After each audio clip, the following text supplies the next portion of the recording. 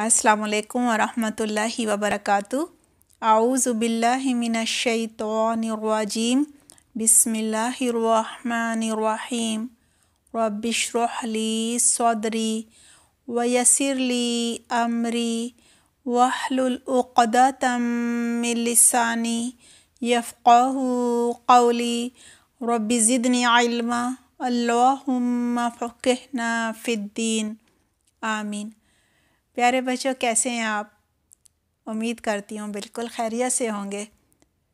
दुआ है अल्लाह सुब्हानहू तआला आपको अपनी हिफ्ज़ व अमान में रखे, हर बीमारी, हर शर और हर फितने से बचा कर रखे, आपके जान और माल, सेहत और ज़िंदगी में बहुत सी बरकत अता फ़रमाए, आपके लिए कुरान का सीखना और उस पर अमल करना आसान फ़रमाए, इसे दूसरों तक पहुँचाने वाला बनाए।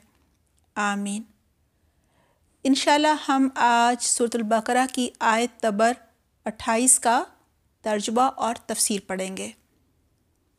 आइए पहले पिछली आयत को दोहरा लेते हैं। सूरतुल बकरा की पहली 5 आयत में मुसलमानों का जिक्र था, मोमिनीन का। आयत नंबर 6 और 7 में काफिरों का जिक्र था। आयत नंबर 8 से 20 तक में मुनाफिकों का जिक्र था। आयत नंबर 21 में बताया गया था कि आखिरत के अज़ाब से बचने के लिए क्या काम करने होंगे। और आयत नंबर 22 में अल्लाह सुब्हानहू तआला की नेमतों का जिक्र था।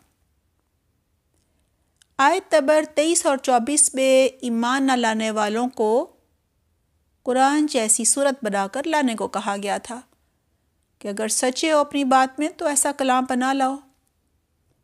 आयत नंबर 25 में ईमान लाने वालों को जन्नत की खुशखबरी दी गई थी। आयत नंबर 26 में ईमान न लाने वालों को, काफिरों को, उनके एतराज़ का जवाब दिया गया था। पिछली आयत नंबर 27 में था खसारा और नुकसान उठाने वाले लोग कौन होते हैं। जी, वो होते हैं नंबर 1 जो अल्लाह सुब्हानहू तआला से किए गए अहद तोड़ देते हैं, यानी जो वादे थे वो किए थे उन्होंने, वो तोड़ देते हैं। कैसे किए थे? उनकी किताबों में जो वादे थे ना, अल्लाह सुब्हानहू तआला ने उनसे लिए थे, उनके अंबिया ने भी उनको बताए थे।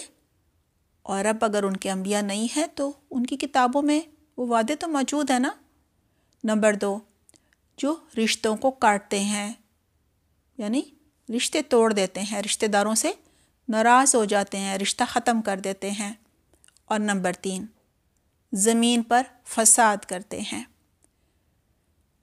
बच्चों, आइए अब हम आज की आयत नंबर 28 का लफ्ज़ी तर्जुमा याद करते हैं।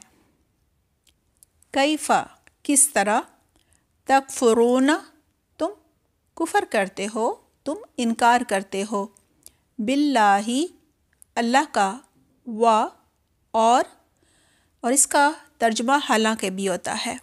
कुंतुम थे तुम, अमवातन मुर्दा, फ़अहयाकुम फिर उसने ज़िंदा किया तुमको, कुम के मानी है तुम, सुम्मा फिर, युमीतुकुम वो मौत देगा, मौत तारी करेगा तुम पर, यानी वो मौत देगा तुमको।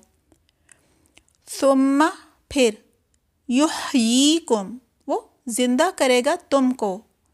सुम्मा फिर, इलैही तरफ उसके, तुरजाऊन तुम लौटाए जाओगे।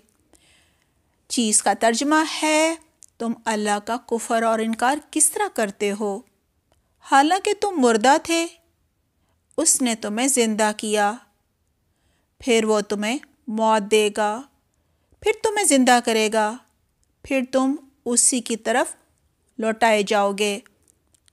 आइए बच्चों, अब इस आयत की तफसीर करते हैं। काफिर ईमान नहीं लाना चाहते थे।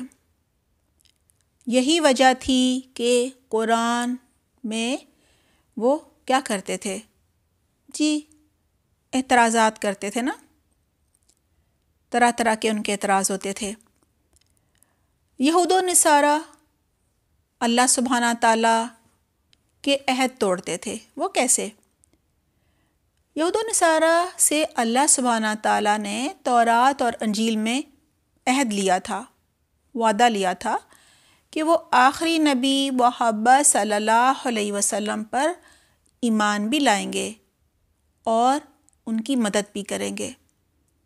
لیکن جب نبوت آئی، آپ صلی اللہ علیہ وآلہ وسلم نبی بنے، تو یہود و نصارہ نے اللہ سے کیے گئے عہد توڑ دیے جو انہوں نے اپنی کتابوں میں کیے تھے۔ اور بچوں، اللہ نے انہیں رشتے نبھانے کا بھی حکم دیا تھا کہ رشتوں کو جوڑ کے رکھنا، لیکن انہوں نے قطع رحمی کی، یعنی رحم کے رشتے جو ہیں وہ کاٹ دیے، توڑ دیے۔ انسانوں کو ان کے حقوق دینے کا بھی عہد لیا گیا تھا، لیکن انہوں نے ظلم کیے، لوگوں کو ان کے حقوق نہیں دیے۔ یہ سب کر کے انہوں نے اللہ کی بات نہ مانی، یعنی اللہ کی نافرمانی کی۔ اسی طرح جو مشرک تھے وہ ابراہیم علیہ السلام کے دین پر تھے، لیکن وہ بھی شرک کرنے لگے تھے۔ اب ابراہیم علیہ السلام کے دین پر نہیں رہے تھے نا۔ اس آیت میں ان سارے نافرمانوں، فاسق کون ہوتا ہے؟ جو حدیں توڑ دیتا ہے، اور کافروں کے مردہ ضمیر کو جگایا جا رہا ہے، ان کے ضمیر کو جھنجھوڑا جا رہا ہے، انہیں غفلت کی نیند سے جگایا جا رہا ہے۔ ایمان نہ لانے کی سب سے بڑی وجہ یہ تھی کہ انہیں جواب دہی کی فکر نہ تھی۔ کون سی جواب دہی؟ آخرت کے دن کی جواب دہی کی پرواہ ہی نہیں تھی۔ کیوں نہیں تھی؟ کیونکہ آخرت کے دن پر یقین ہی نہیں تھا۔ وہ اس بات پر یقین نہیں رکھتے تھے کہ ہم مرنے کے بعد دوبارہ زندہ ہوں گے، اور کچھ کو خوش فہمیاں بھی تھیں کہ ہم تو چنے ہوئے لوگ ہیں، ہم تو جنت میں ہی جائیں گے، ہمیں اب مزید کچھ کرنے کی ضرورت ہی نہیں ہے۔ اور جو مشرک تھے وہ کہتے تھے ہم مر جائیں گے، قبر میں ہماری ہڈیاں گل سڑ جائیں گی، دوبارہ تھوڑی زندہ ہو سکتی ہیں، لہٰذا ہمارا کوئی حساب کتاب نہیں ہوگا، اس لیے ہمیں کوئی پرواہ نہیں، ہم کسی پر ظلم کریں، کسی کو قتل کریں، کسی کا مال چھینیں، جو دل کرتا ہے کریں، کیونکہ ہم نے تو اللہ کے حضور پیش ہی نہیں ہونا۔ اس آیت پہ ان سب مردہ ضمیر لوگوں کو جگایا جا رہا ہے، ان کو بتایا جا رہا ہے۔ اللہ سبحانہ تعالیٰ فرما رہے ہیں کیف تکفرون باللہ، تم اللہ کا انکار کیسے کرتے ہو، وکنتم امواتا، جبکہ تم مردہ تھے، فاحیاکم، تو ہم نے زندہ کیا تم کو۔ کیف تکفرون باللہ وکنتم امواتا فاحیاکم، تم اللہ کا انکار کس طرح کرتے ہو حالانکہ تم مردہ تھے، اللہ نے تمہیں زندہ کیا۔ یہاں اللہ سبحانہ تعالیٰ فرما رہے ہیں تم میرا انکار کرنے کی جرت کیسے کرتے ہو، مجھ پر ایمان کیوں نہیں لاتے ہو، حالانکہ ایک وقت تھا تم پیدا ہی نہیں ہوئے تھے، تم کچھ بھی نہیں تھے، تمہارا اس دنیا میں کوئی وجود نہیں تھا، میں نے ہی تمہیں تمہاری ماؤں کے رحموں میں تخلیق کیا، بنایا، تمہارے جسم میں روح ڈالی، تمہیں اس دنیا میں پیدا کر کے زندگی دی، یہ تمہاری پہلی زندگی تھی۔ اس پہلی پیدائش سے پہلے تم مردہ تھے، تمہاری روح جو ہے وہ نہیں مردہ تھی، سلا دی گئی تھی۔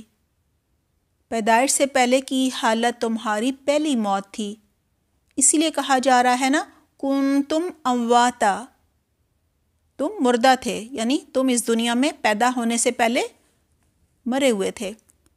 ثم یمیتکم ثم یحییکم، پھر وہ تمہیں موت دے گا، کون؟ اللہ سبحانہ تعالیٰ، پھر وہ تمہیں زندہ کرے گا، کون؟ اللہ سبحانہ تعالیٰ۔ کہا جا رہا ہے ثم یمیتکم، یعنی وہ تمہیں موت دے گا۔